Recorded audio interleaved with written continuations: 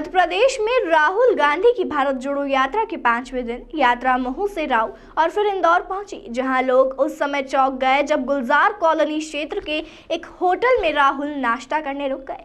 20 minute तक चले इस नाश्ते के दौरान पूरी यात्रा रुकी रही। वहीं राहुल के साथ कई स्थानीय नेता भी मौजूद रहे। गुलजार कॉलोनी वैसे मुस्लिम बाहुल्य क्षेत्र है। यहाँ राहुल गांधी का नाश्ते के लिए रुकना क्षेत्रीय कांग्रेस नेताओं के लिए उत्साह का विषय था, जिसके बाद यात्रा शाम को इंदौर के राजवाड़ा पहुंची, जहां राहुल गांधी ने सभा को संबोधित करते हुए एक बार फिर नोटबंदी और जीएसटी के मुद्दे पर बीजेपी सरकार को घेरा। राहुल गांधी ने कहा कि जो काम चाइना की सेना नहीं कर सकती थी, वह काम जीएसटी और नोटबंदी ने कर दिखाया। राहुल ने कहा कि देश का सबसे बड़ा एयरपोर्ट इंदौर में बने, इंदौर देश का लॉजिस्टिक हब बने। इंदौर के हृदय स्थल राजवाड़ा पर राहुल गांधी एक बार फिर बीजेपी की सरकार को घेरते हुए नजर आए। राहुल गांधी ने कहा कि रोजगार की रीढ़ की हड्डी छोटे व्यापारी किसान होते हैं, यही लोग युवाओं को रोजगार देते हैं, लेकिन बीजेपी सरकार ने नोटबंदी और जीएसटी से छोटे व्यापारियों का केस जो खत्म कर दिया, यानी छोटे व्यापारियों का गला घोट दिया। नोटबंदी और जीएसटी से देश कमजोर हुआ है। राहुल गांधी ने जनता से पूछा कि आप बताएं, नोटबंदी और जीएसटी से किस वर्ग को फायदा हुआ है? हाँ, सिर्फ 2-3 लोगों को फायदा हुआ है। देश का सबसे बड़ा नुकसान नोटबंदी और जीएसटी ने किया है। जो काम चाइना की सेना नहीं कर सकी, वह काम नोटबंदी और जीएसटी ने कर दिया। कुछ दिन पहले मेरे पास डेलीगेशन आया, मैंने उनसे पूछा, और यहाँ पे जो भी हैं, छोटे व्यापारी हैं, स्मॉल और मीडियम बिजनेस चलाने वाले लोग हैं, वो बिल्कुल 1 सेकंड में समझ जाएंगे। मैंने उनसे पूछा, डेलीगेशन से पूछा, भैया बताओ, हिंदुस्तान के इतिहास में आपके खिलाफ सबसे खराब काम कौन सा था? बिना सोचे 1 सेकंड में पहले नंबर नोटबंदी, दूसरे नंबर जीएसटी। मैंने फिर उनसे पूछा, भैया एक बात बताओ, नोटबंदी और जीएसटी से किसान का तो फायदा नहीं हुआ, मजदूर का फायदा नहीं हुआ, छोटे दुकानदार का फायदा नहीं हुआ, युवाओं का फायदा नहीं हुआ, स्मॉल मीडियम बिजनेस का फायदा नहीं हुआ, तो फायदा किसका हुआ? 1 सेकंड नहीं लगा, सबको मालूम है, बस 2-3 लोगों को फायदा हुआ है। वही लोग जिन्होंने इनके पीछे लगाम बांध रखी है। तो अब देशभक्ति की बात होती है, तिरंगे की बात होती है। देश का सबसे बड़ा नुकसान इन 2 पॉलिसियों ने किया है, नोटबंदी और जीएसटी ने। जो मैं आपको बता रहा हूं, जो काम चाइना की सेना नहीं कर सकती, नोटबंदी ने और जीएसटी ने कर दिया है। और कैसे किया, मैं आज आपको समझाना चाहता हूं, इसीलिए मैं इंदौर आया हूं। रोजगार की रीढ़ की हड्डी जो होती है, वो छोटे व्यापारी, स्मॉल और मीडियम बिजनेस चलाने वाले और किसान होते हैं। ये लोग हिंदुस्तान को और हिंदुस्तान के युवाओं को करोड़ों रोजगार देते हैं। सही बात? सही बात। अब सरकार ने अपने मित्रों को फायदा पहुंचाने के लिए ये 2 पॉलिसियां लागू की, और इन 2 पॉलिसी से जो स्मॉल और मीडियम बिजनेस वाले हैं,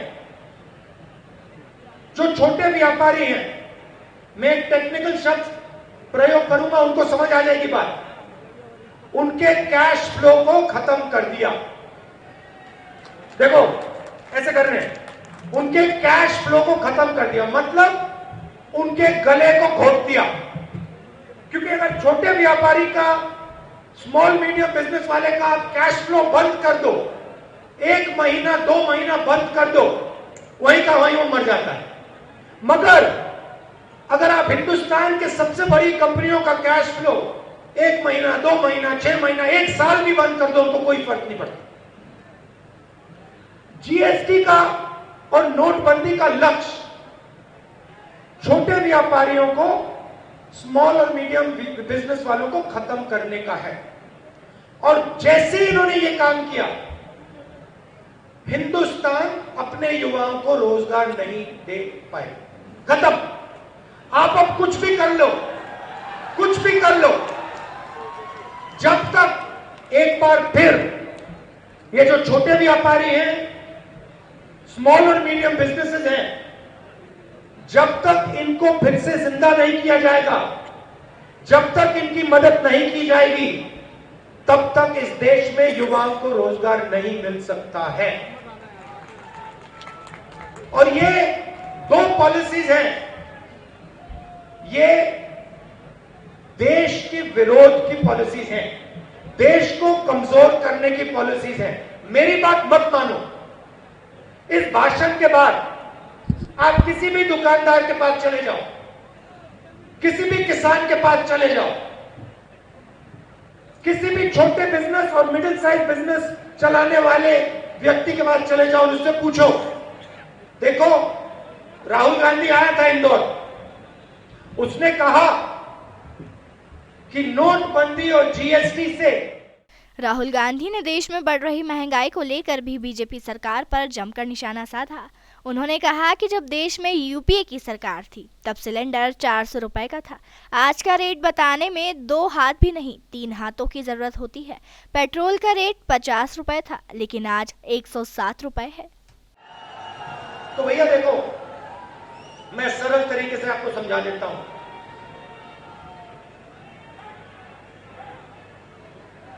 ये जो हो रहा है इसको मनी ट्रांसफर कहते हैं। मनी ट्रांसफर मतलब हिंदुस्तान के गरीब लोगों के जेब में से पैसा लो और उसको ट्रांसफर कर दो। बिल्कुल, हिंदुस्तान के अरबपतियों के खाते में ट्रांसफर कर दो। और ये सारी की सारी पॉलिसीज, चाहे नोटबंदी हो, चाहे जीएसटी हो, चाहे कोरोना के समय जो इन्होंने किया ये हो, ये सारी की सारी पॉलिसीज आपका जो पैसा है आपके जेब में से निकालकर हिंदुस्तान के 2-3 अरबपतियों के जेब में डालने का है। हां, आप 2 कह रहे हो, शायद 3 भी नहीं है,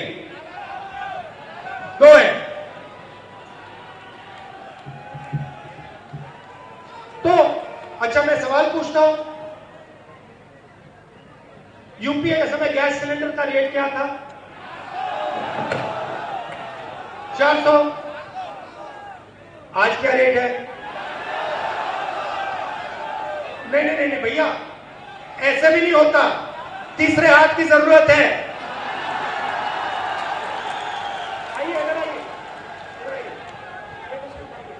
ऐसे मतलब 3 हाथ की जरूरत है। पहले 1 हाथ में दिख जाता था।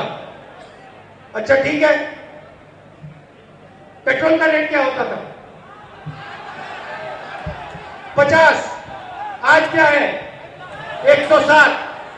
तो भाइयों और बहनों एक बात बताइए, पैसा गायब तो नहीं होता?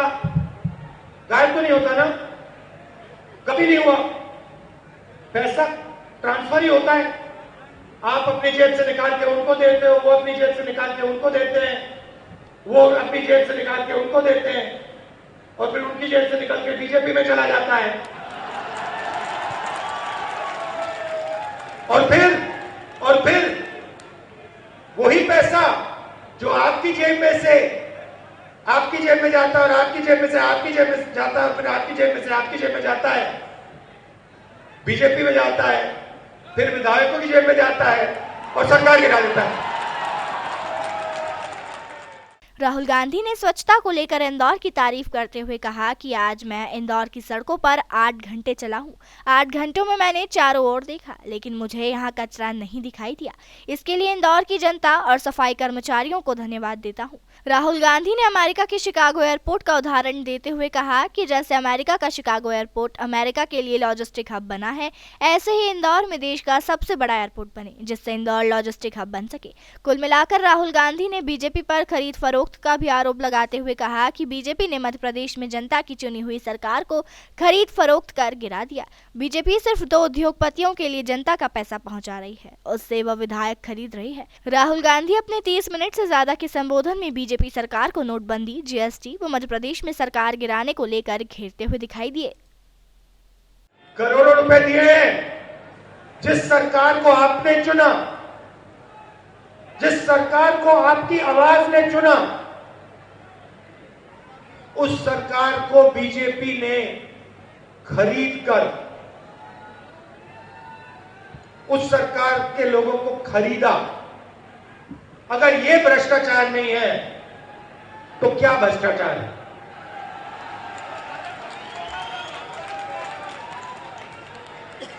अब देखिए, अब दूसरी बात देखिए, अभी हम 8 घंटे चले, है ना 8। अब ये देखिए, स्टेज पे लोगों के चेहरे देखिए, देखिए जयराम रमेश जी थोड़ा काम कर रहे हैं। ये देखिए कमलनाथ जी को देखिए मुस्कुरा रहे हैं। वेणुगोपाल जी को देखिए, जीतू को देखिए, ये थके हुए लग रहे हैं क्या? एक नहीं थका है। क्यों? क्योंकि इंदौर ने अपनी मोहब्बत, अपनी शक्ति, अपना प्यार इस यात्रा को दिया है। आप मेरा चेहरा देखो, 80 दिन से चल रहा हूं, 2000 किलोमीटर चलनी है। थकान दिख रही है क्या? बिल्कुल नहीं। मैं बताऊं आपको, बात समझ नहीं आ रही मुझे समझ नहीं आ रही बात। मैंने सोचा था, हमारा प्लान था, देखो हमारा प्लान था 7 सितंबर को हमारी यात्रा शुरू होगी और यात्रा में 150 दिन लगेंगे। प्लान ये था। जयराम रमेश जी था ना प्लान? हाँ जी। अब ये यात्रा, मुझे लग रहा है कि ये यात्रा 120-125 दिन में खत्म हो जाएगी। ज्यादा से ज्यादा इसमें 130 दिन लगेंगे। तो ये हो क्या रहा है? मुझे समझ नहीं आ रही बात। मैं कह रहा हूं, मुझे समझ नहीं आ रही। हम रोज 25 किलोमीटर चल रहे भैया। मतलब जो कोई यहां पे रनिंग करता है,